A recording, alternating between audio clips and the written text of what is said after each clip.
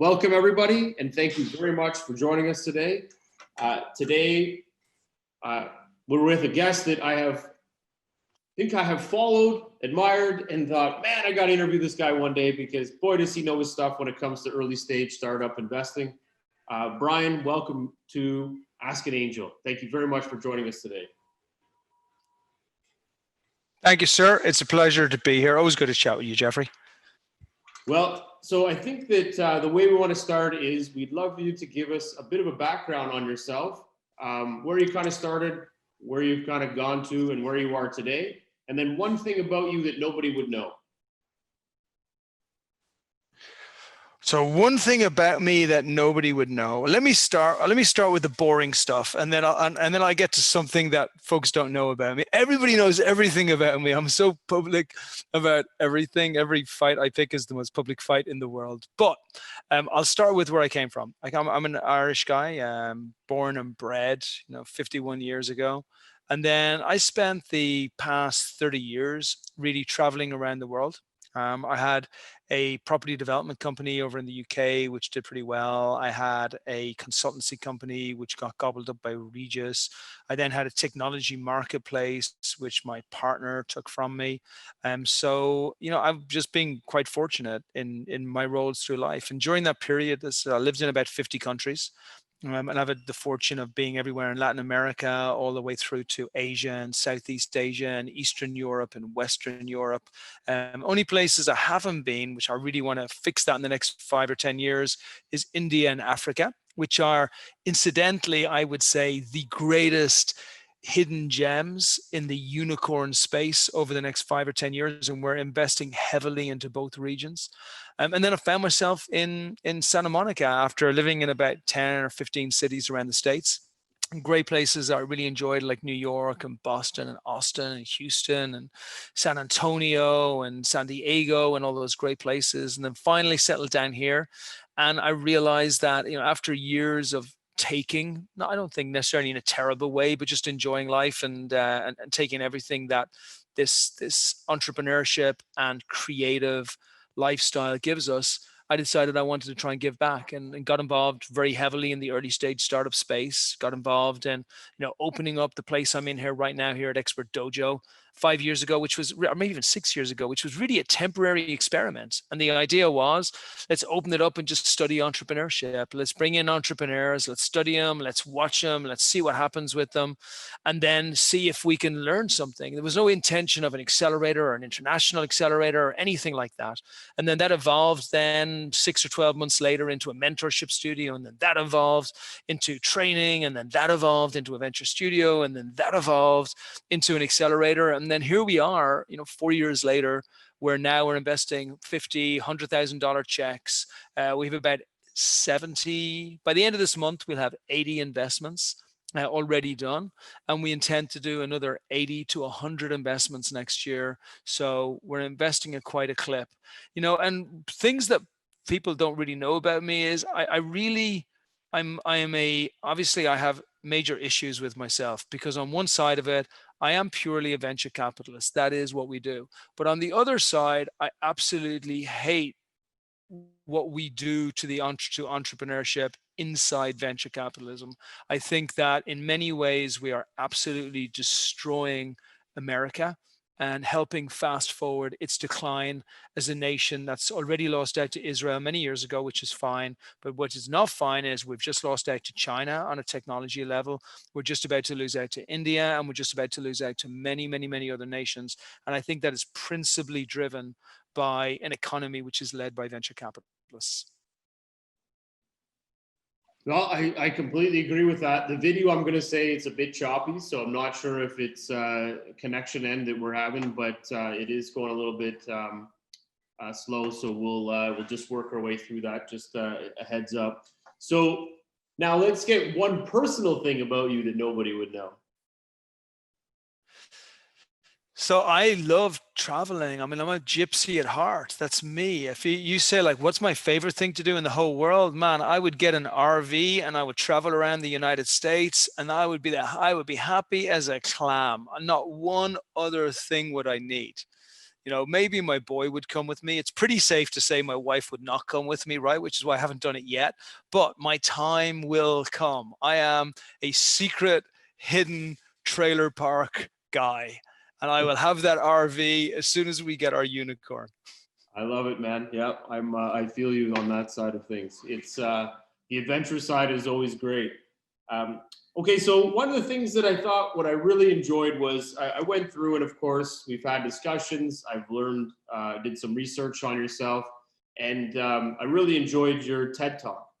And I think after you take how venture capital is kind of crushing the United States, and you take what you said in 2016 and you kind of shape that into where entrepreneurship is today, what you've accomplished in the entrepreneurship world.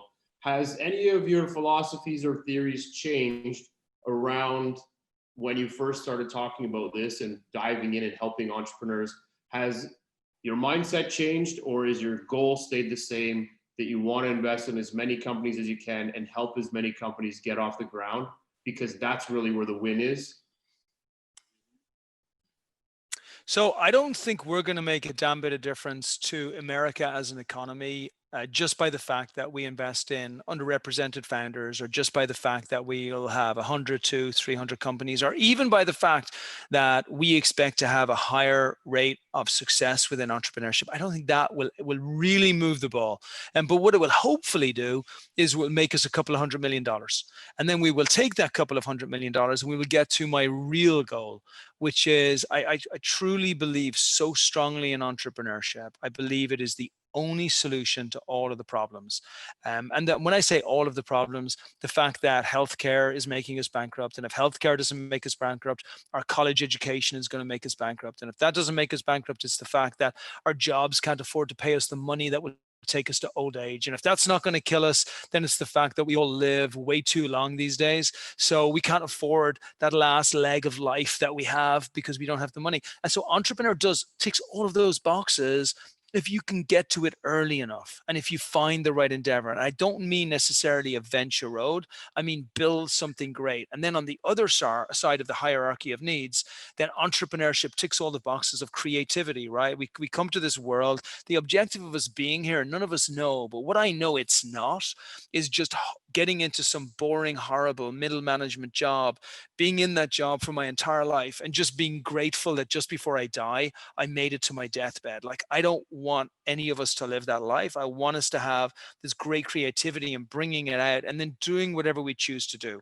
So my goal is that I want to have all entrepreneurs everywhere on the planet with an equal opportunity of being successful, irrespective of if it's male, female, black, white, whatever religion it is, or more importantly, whether they are rich or poor.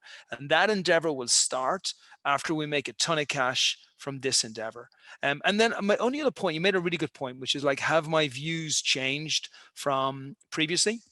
I think what happens as you get a bit older is things are less black and white.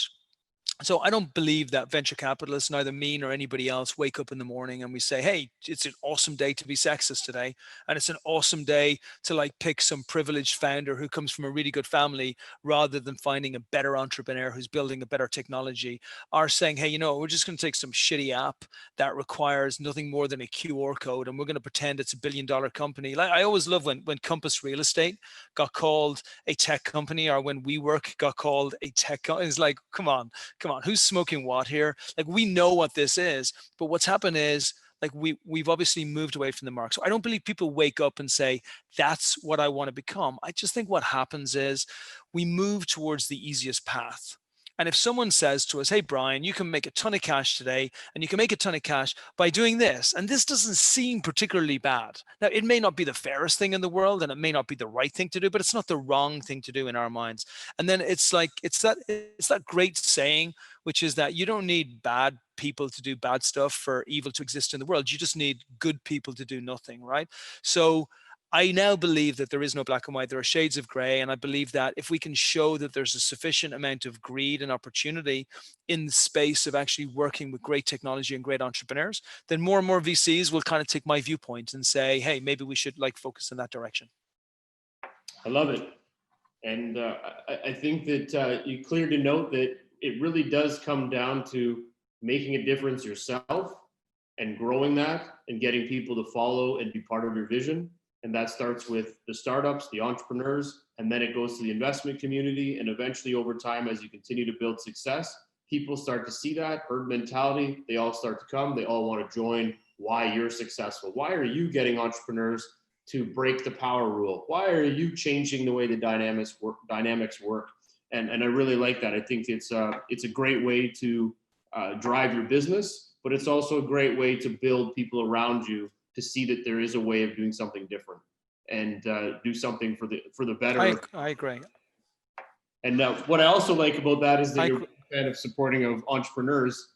And at OPN and what we do, we kind of follow that same suit. We really just got behind the entrepreneur. And for 4 or 5 years, we didn't want sponsors. We didn't want them on the floor. It was about the entrepreneur. It was all of that other clutter doesn't need to be here. What needs to be here is that when you come in the room, you see the entrepreneur and you work with them. You talk to them, you figure out their problems, and you help them through their day, because they're doing something that not very many people can, and not many people can be successful at. So it really does take a village to raise a child. And I think that's the kind of mentality that cities, towns, countries need to take in order to build up their ecosystems. And as you mentioned with India and other massive countries, they've never really supported the entrepreneurs. And I've been to a lot of countries, but specifically in the last couple of years to Mexico, Chile, where they're really taking this drive to really affect and make a change in their communities. They don't have the investment dollars, but what they do have is in entrepreneurship that they want to exploit and get out there to the market so that people can actually start to support themselves and not have to lean on the government as much. And I think the initiative you're taking is certainly helping build a face around that. Yeah, thank you. I learned a long time ago that most governments are pretty useless. Like, the reason they take a job that they can stay in for 30 years is because they're not really capable of doing much else in life. And I don't mean to be mean to people, but we kind of all know. I actually had a conversation with one of our startups that runs a dog care company. And Americans love their dogs. I love my dog more than if you ask me, hey, my dog and my kid, I'd be like, I don't know, don't make me choose, because I really love my dog. And I was talking to her today about creating a campaign, which is a consumer challenge to see if we could boost the brand. And the consumer challenge is, which candidate would you choose for president? Would you go for candidate 1, candidate 2, both of which we know are your dog? Like, which would you choose? If you get the choice between all 3, which would you choose? Because I think that most folks would choose their dog if they could actually get to the thing. And that's because we all know that at the end of the day, yeah, we choose one side, we choose the other. Broadly, there are policies that we follow. But whenever they interfere, with that being the most important word, in any of our spaces, they mess it up because they're physically not capable of doing it, and it's about what they see outside. So in the same way, the United States have done a terrible job in developing our entrepreneurship. They've made efforts, but the efforts are so poorly directed in places like SCORE and SBA and those types of places that it's not only has it made no impact, but our real entrepreneurs don't even go to those places. And in many of the other countries, it's very similar. I think this falls upon us. And the only area that I do believe that our government should take a really active role in is our education of our kids. Our kids need to learn entrepreneurship, freelancing, starting off on their own. Like, it's so crazy that their curriculum is the same as it was 30 years ago, and they expect to be able to bring them into a different world. If we do that, we have a chance of regaining our crown as the nation of entrepreneurs on the planet. But if we do not do that, we will decline and we will lose.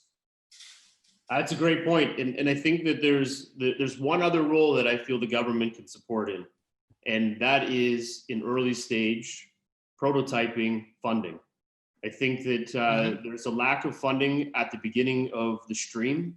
And what ends up happening is that a lot of these startups will fail right away because they get a little bursary of a $2,000 or $1,000, and then they're trying to build this into something. And the risk factor is so significantly high that no one jumps in to help. And they go to schools, and the schools try to help, but they don't have the funding. So they try to offer professors and whatnot. They get a little bit further ahead, and then they're going to the markets and they're not getting anywhere because they treat it as a science project. So I think that if the governments could come in with a way to allow for one-time investment, and let's just call it an entrepreneur is allowed a one-time investment of $10,000 towards an incorporated company, that is backed by a BDC potential, or somebody that is a bank or a VC that can support the groupings to follow them and track them through a platform, then at least we know that there's a potential that 10 grand can be made into a company, and that they've been showing plans and they're doing the right things to support it. And maybe the education system supports that as well. But I do think that they've got to find a way to give some dollars into that early stage so that you can get more of these science projects and more of these small businesses off the ground. Yeah, great point. Look, if we were going to give scores like school scores, we would give the US, an F minus for what they've done. Actually, you know what? I'm going to give it a D, because what they did with the Jobs Act was a good start. And that's the only thing that I saw done really well. The Jobs Act was good. Regulation crowdfunding was actually very good. It allowed to democratize. The fact that normal people are not even thought as being intelligent enough to make investment decisions in endeavors that can make them great returns, for me, is a travesty. And it's a travesty of America. It shouldn't have been allowed. But what they did within the Jobs Act was at least a step to come past that. And Canada, I would put up there as a C+. They actually really try. They realize there's not a lot of venture capital. There's a lot of grants, a lot of good things. I see great entrepreneurs coming out, good scrappy entrepreneurs who are building really good, strong products, and it's product and growth first and funding afterwards. And I would give the UK actually a B+ on this. They put in place phenomenal structures, tax incentives for normal people who would not normally invest in early stage startup, to put 25, 50K checks into startups and then have most of that able to be used as a tax give back at the end of the year or the end of the following year. And what that did was it just really stoked the US as a place for normal folks to get involved in startups. And that's what you need. The reason Israel nailed it so well is because they had this perfect match of the government making sure that they stoked innovation, both through the army and then also through what they did locally. We had local businesses that felt it was their civic duty to help the smaller businesses grow. We had angels and investors who wanted to only invest in Israeli companies because they wanted to do that. And you had this entire system and this cycle going around, which turned them into a beast of a country. And rather than them being like every other country where they all had to leave there and come to the US came to them. Agreed. Yeah, I was there in December and January, and I met with a ton of great startups, and that was the part that blew my mind away, was the support that they get. We do talk to a lot of them still regularly now, and it's interesting. But there was a gentleman investor back in the day, and one of the advice that he gave me, or he said to me, was that the biggest slowdown or the biggest fail for a startup is money. It's financing, it's running your company, it's daily cash burn, it's understanding how to manage money. And if you can take that away, you could see a startup flourish. And he had given me like one thing that he did, which was he put some money on the table and said, here's 100,000. If you can get your business to generate without spending any of that money, that 100,000 is yours at the end of the year. And it was, I want to take away the stress of not being able to build something, but I want to be able to get you to understand the value of money, so that when you do start building, you're going to be able to grow something great, because you realize what it took to get somewhere for nothing and what it took to get there through that journey and continue to build on it. And it always resonated with me that, money is the hardest thing to manage, work with, but you have to figure out a way to keep that reoccurrence. You got to keep a balance. You've got to be able to pay your team. You got to really forecast, learn how to do all those things. And that's what's going to bring a success. Even if you start with nothing, how do I get those stages? And there's a lack of learning from an education from being a child all the way through. I don't remember the exact statistic, but let's say it's 95% of people are mathematically illiterate. They don't care to understand the numbers because they're scared of them. And if they could just take a look deeper into that, they would be able to find that there's a lot of simplicities, a lot of ways to make this easier, and they can build a company and be an entrepreneur and then not be stressed out about the financial side of it. I agree with you. So with Israel and these other countries doing these great things, Chile also has a startup package. Startup Chile does 50 to 75,000 as a direct investment. So startups all over the world pour into Chile just to run this cohort. And then they go to the next country to get money. But the thing is that Chile's had a great turnaround rate of people staying in Chile once they received those funds, because they started to build their company there. And I think a lot of governments have to start looking at how can I take the best from everywhere else? And how do I create a program that actually is using the best materials all over the world to run my company or my coworkers? Yeah. No, Chili's look. They've done a fantastic job. You're not the first person who's mentioned those folks. They've brought a bunch of startups in. I actually was speaking to a startup yesterday about this specifically, and how they had gone there, and it was really bizarre because I think they said they gave them money in the form of a grant, and they didn't even take any equity or Correct. anything. Which I'm not sure if that's the best idea, right? Because what happens is they bring them in, and then they just go looking for the next country to actually take them. But I suppose if you're starting from minus 50% and Yep. you're trying to get to 100%, maybe just to get yourself known and for people to see you and to get involved in your resources is not a terrible idea because it No, gets it's people in. work. But Yeah. but I 5 years. do yeah, I do think though that they could take equity. Like if I'm startup Chili, now I'm taking equity because startups are going to give me equity. And why shouldn't they give me equity? I'm giving them money. And if I give money for not having to do that much or to give that much to me, I don't know, but it's a start. Look, it's a beginning. My frustration with a lot of countries is that they have a lot of money because us taxpayers give them a lot of money and they spend that money, but they have no idea how to spend that money. They don't come from the innovation space. Like somebody will say, well, I'm on the city council and I was an IBM and I don't care. Like you've no idea how this new economy works. You're too old and not in your body. You're too old in your mind.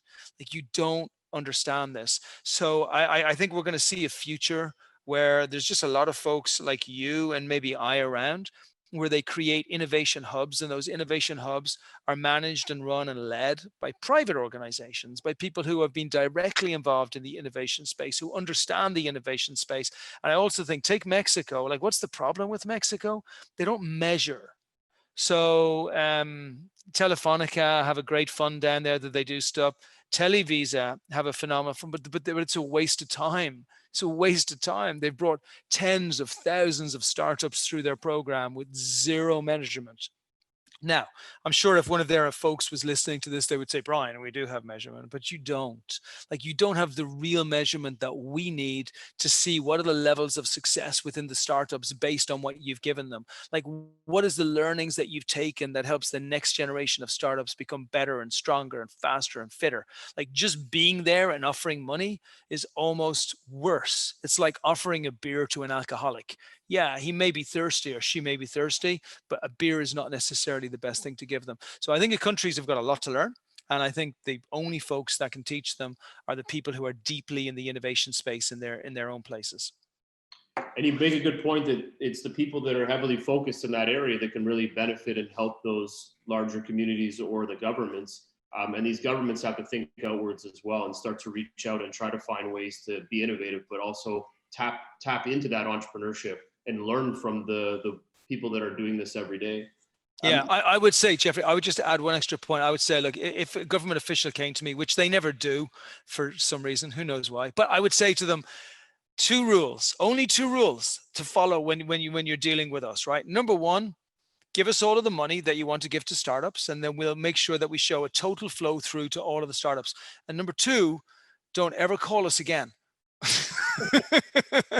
They're the only two rules I have. Now, I don't know why they don't take me up on my offer because I think it's very generous and we don't want anything from it. We just want to make sure that startups can flourish. But the second part of the rule is kind of important.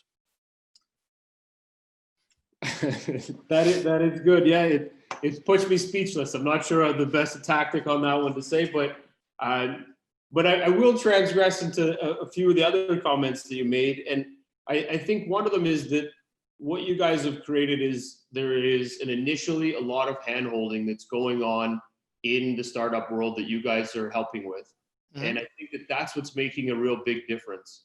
And are you seeing a change? I think you've worked with over 500 companies plus now. You guys are investing, as you mentioned, in over 80 companies. Is there somewhere in here that you found that you've got the right formula, you know that you can get them to that Series A, and these are the things you got to do, and it doesn't just start with some money, but there's some other elements you're really diving into that governments and everybody else are going to learn from? So, the more you read books like The 4 Hour Work Week and life is easy and Tony Robbins, just think about it and it will come to you in a great rush of light, the more you realize that actually the only solution is the old-fashioned solution. It's the same stuff that made Walmart what it is today, the same stuff that made like all of our great leaders grow to really strong places, whether it's a Steve Jobs or a Bill Gates or an Elon Musk. And that's really hard work. And you have to position a formula in that about how you build that hard work. So I don't know about us. Look, we've done our 80 investments that we've done have all been within the last year and a half. Our last cohort, we had 50% of the cohort oversubscribed, not even fully subscribed. And that was during COVID, which was technically a difficult time for other people, but we found it a phenomenal time. And I would say that when we look at that formula, we say to our startups coming in, look, we want two things. Number one, we bring the aggression. So we have this. So our aggression is either going to drive you away before you become part of our cohort, or it's going to be something that you're going to cherish and you're gonna keep close to you like a great big love, like a great big hug.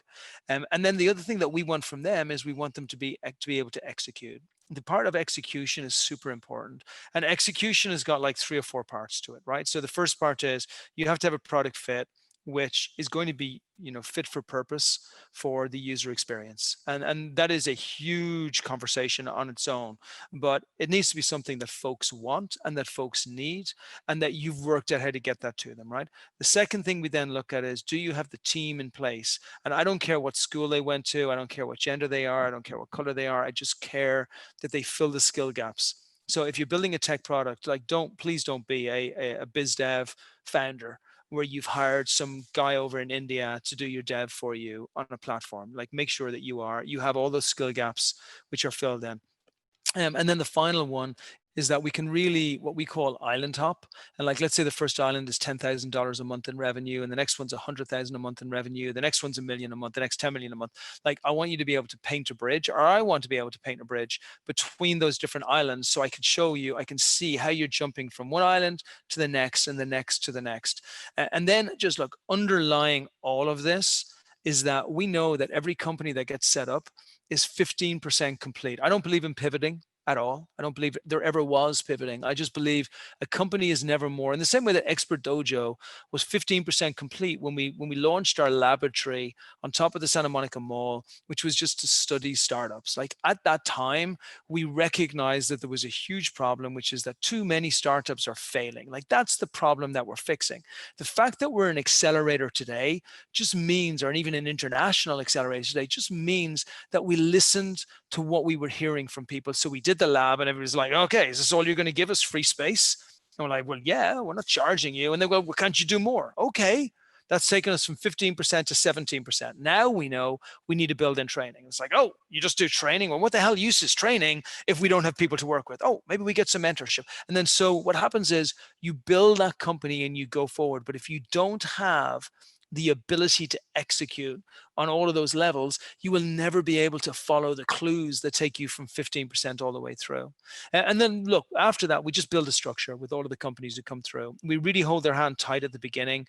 We bring them through vision for the first week of training. Then the next week, we bring them through mindset. The next week, we bring them through brand. The next week, we bring them through personal brand. And then we bring them through investment. And by the time they go through the 8 weeks, like literally they've met 300-400 people. And we've really, really worked with them to get them to that next level. And what does that next level mean to you guys? Like, is that where you've made the 50,000 or 100,000 investment? Now they're out in the world, they're doing their thing, or do you guys have a program to keep them moving through that ecosystem of startup and entrepreneurship? The answer to every question for us is always a revenue or a user increase, right? And that revenue or user increase is normally correlated with raises that need to happen through institutional investors that will do deal flow with us. And it's normally associated with, growing your structure and building your company as you need to go forward. So we're just insanely focused on growth. I mean, we had one company in the last cohort, Bokdok, and they came in with like 15-20 grand a month. And that was 3 months ago, 4 months ago. And now they have $180,000 a month. So we don't need to say, well, we're here to get you your next round, because the truth is, if their increase in revenue is from 15-20 grand to 180, they're going to raise their next round. This is not a complicated story. It is a story of folks will give you money if they believe that they can make money from you. And believing they can make money from you is really reinforced by you showing that other folks actually want what you sell. So go out there and be a beast and sell stuff. And then once people buy, the investors will come in and then come with you. And then everything else takes care of itself. The A's, the B's, the C's, everything else. There's bad luck and good luck for all of us. But really, at the end of the day, if you focus on the fundamental growth, you won't go far wrong. I love it. It's that concept of if I build it and I build a great system or a great product and I can deliver and execute, eventually they're going to come and want to invest in me. They're going to find me.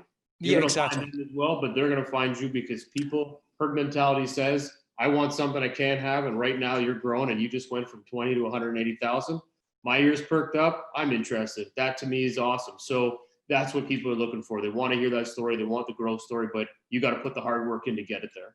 Yeah, I'll give you one quick example as well, Jeffrey. I was talking to my kid. Like, there's nothing worse for a kid than having a dad as a venture capitalist or owning an accelerator or just being around startup all day because they can forget about their childhood, right? But so we were just driving back from having a game of tennis, and I said to him, "Okay, son, here's my question for today. I've just given you $5,000. You've opened up a brand new store. I want to know, do you spend your $5,000? You can make up any product you want. Do you spend your $5,000 on Facebook ads, on Twitter ads? Do you put it on TikTok, or do you use it for emails, or do you get the money to hire people to go out and call people?" And he said, "I'm going to hire an architect." And I said, "Well, why would you hire an architect?" And he said, "Because if my place is beautiful, then won't everybody want to be here?" And I think, to your point, that's like sometimes, from the mouths of 13-year-olds come the greatest things. And build something incredible. Like, don't follow any lean startup BS. Don't just build something basic to send out to the market. Like, build this strong personal message that exudes from your product, exudes from you, exudes from your business, and people will want to be around you, or at least the people that you want to be around you. And that's where you start from. I love it. That's some great advice. And I'm going to interview your son next. I think he's got some good direction there. I like that. So now that you're working with these different companies, you're learning a lot about them. You take, as we talked about, your TED Talk and how you've kind of shifted your mindset. And I love the idea that you were at 12% or 14% then, and now you're at 17, and you're slowly morphing and shifting your business based on your clientele and where they're going. What does the future look like? Where do you see the next 5 to 10 years in an accelerator in business? Do you see that shift one more time into something different as well? Or do you think that you've kind of found the right path, the right mix, and the startups are really kind of blending with that? I would say we right now at Expert Dojo are at about 24%. 24%. And that's how we should look at this. Because we're going to look back in 5 or 10 or 15 years as to what this turns into. And we're going to learn so much. We're going to learn so much from the unicorns we bring through. We're going to learn so much from the folks that we should have done a better job on. We're going to learn so much from the training that we do and the impact of that training, like so much. And so I think we all need to look at our company like that. And I'm saying that after 6 years of evolving to where we are right now. We're probably 24%. And if we have a fantastic 2021, maybe we'll hit 30%. In the future, where could it go to? I mean, it could be anything. We could have hundreds upon hundreds of companies. We could create a cooperative for entrepreneurs to be investing in other entrepreneurs. We could create an ability for crowdsourcing where entrepreneurs get the ability to, share the equity of other entrepreneurs in the program. We could have a crowdsourced fund where we bring in non-accredited investors and make them a part of our fund in the future. Like, we don't need money right now. We're fine. We invest and we put those investments out to the market. But the future is endless. And I think the moment we hit 40 or 50% of a completed product in Expert Dojo, I will no longer have anything to do with Expert Dojo. That's when the great creativity will be gone from this company. So I find the next 3 to 4 years going to be the most incredible part of the journey. And every entrepreneur needs to realize this. We are entrepreneurs. I am an entrepreneur. It's this journey, this beautiful journey of searching out what that, not even the answer, of like what the next step looks like, and just savoring every single bit of juice out of the fruit. That's the part that I love. So as long as I have that and we can savor it, we will keep on trucking ahead and finding new great things to do. I love it. We're very similar. I'm a builder. I like to build things and hand them off to great people to build them bigger, better, smarter, faster, and then work as being the ideas and shifting. But the operational side and running and making things happen, you do what you have to do. But at the end of the day, I just like finding a gap, fixing it, moving forward. And sometimes that's a gift, and sometimes it's a curse. So Yeah.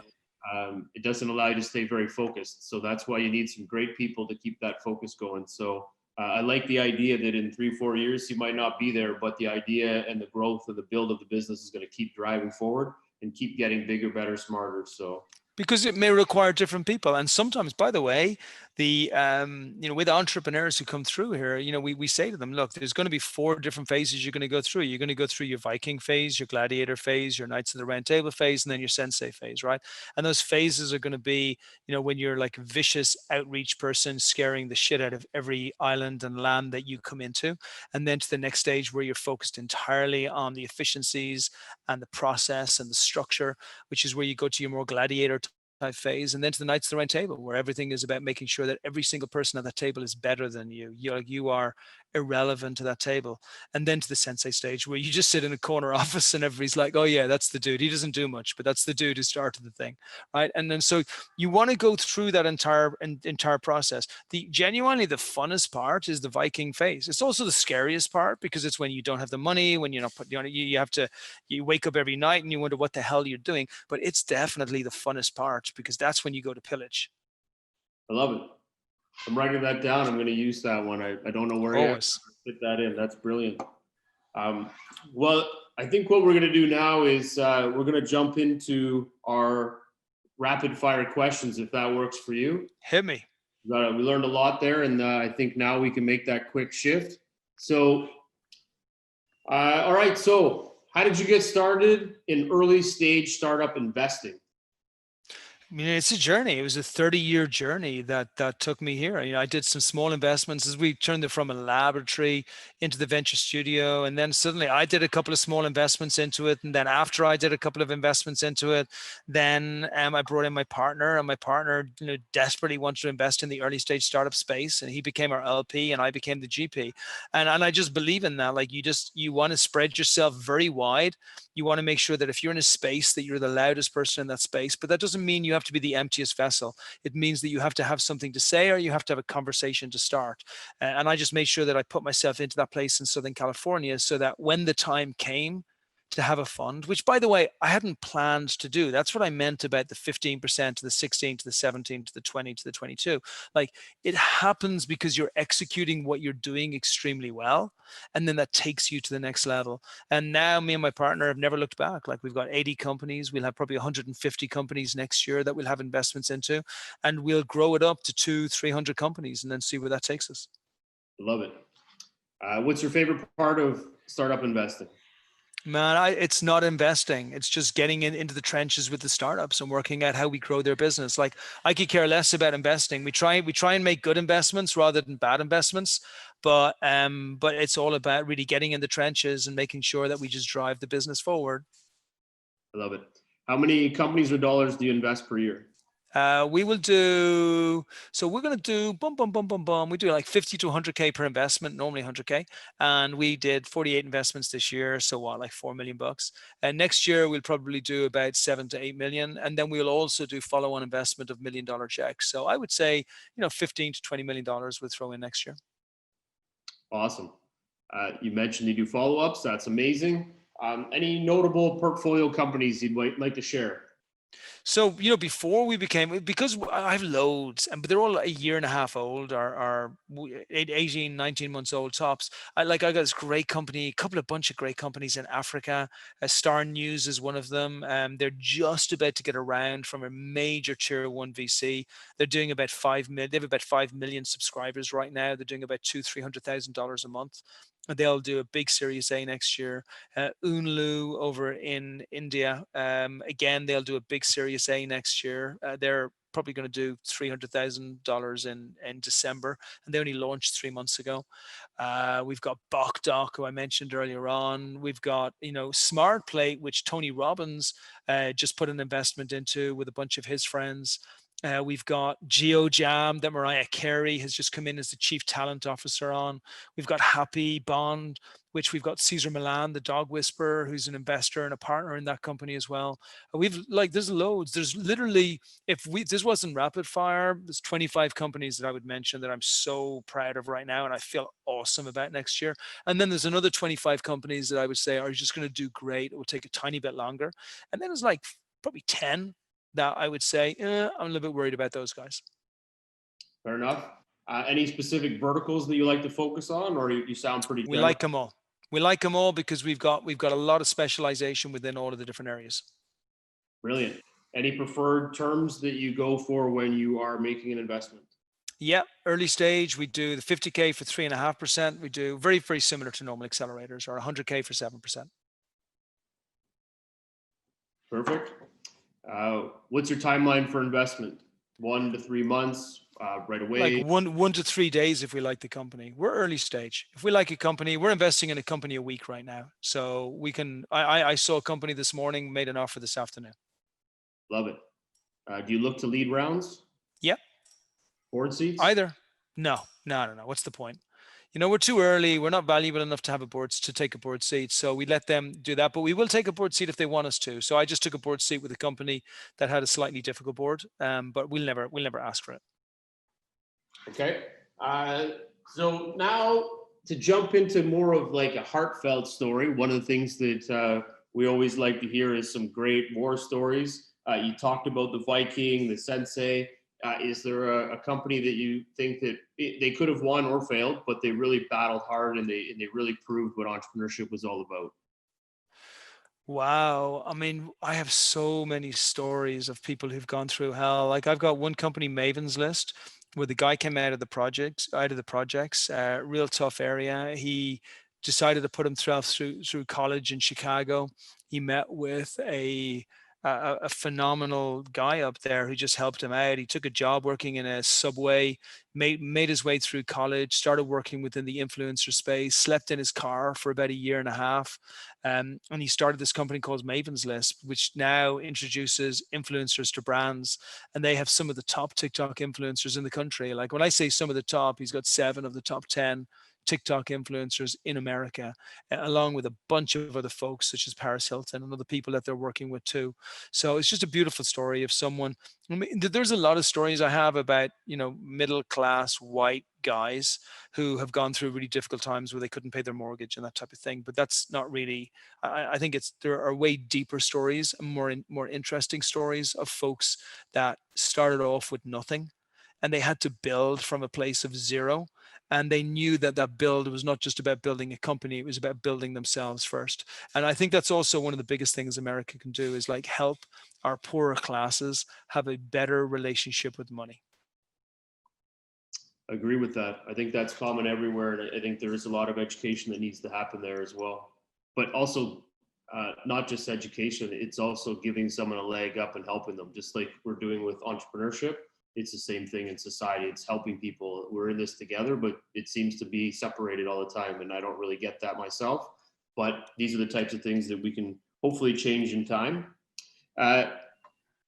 Crystal ball, where do you predict the world's going to be in the next 3 months? And is there any verticals that you think are really going to stand out in the next 12 to 24 months that as an entrepreneur, someone can think about maybe exploring and seeing if there's a fit? So if you ask me who's going to win the election, I'm like, I don't know. I have no idea. The same as 4 years ago. I had no idea 4 years ago, and I have no idea this time around. It's all very confusing to me. If you say to me, is there going to be a lot of pain coming from what's happened after the last 9 months with COVID-19? I'd be like, yeah, I've seen recessions before, and there's no way we can avoid a recession here. This is too bad. However, I would also say that recessions are the best time for venture capitalists and startups. So bring it on. I love this. This is where we will get the best companies. It's where we'll get the best opportunities. It's where all of the competitors to my startups are quaking in their boots because they don't have the hundreds of millions of dollars to protect themselves from real market competitiveness. So yeah, this is my favorite time. And it's going to be a fantastic time for folks who are the brave. And it's going to be a daunting time for those people who have got a lot of later stage companies right now. Brilliant.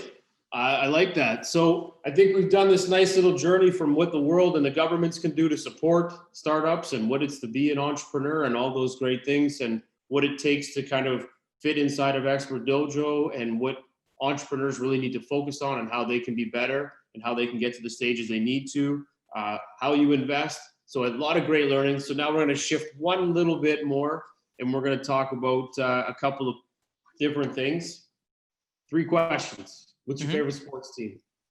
I'm a tennis guy. Like, I can't even apologize for this. Like, I left tennis. I was tennis when I was a kid, and then I didn't play for 20 years, and I came back again. So although he's not a team, he is a team. I love Rafa Nadal. So I'm just taking Rafa Nadal, okay?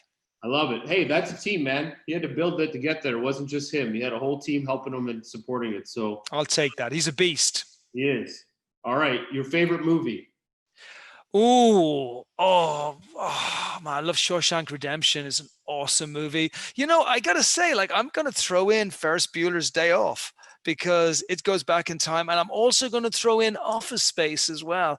I like quirky movies that are just funny and they make me laugh, and I like deeper movies that have a real tone at the end of them. But I will say, one of my favorite documentaries was Theranos.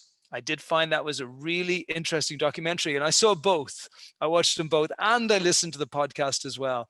And it is a cautionary tale. So yeah, I know I just said more than one there, but I'll take them all.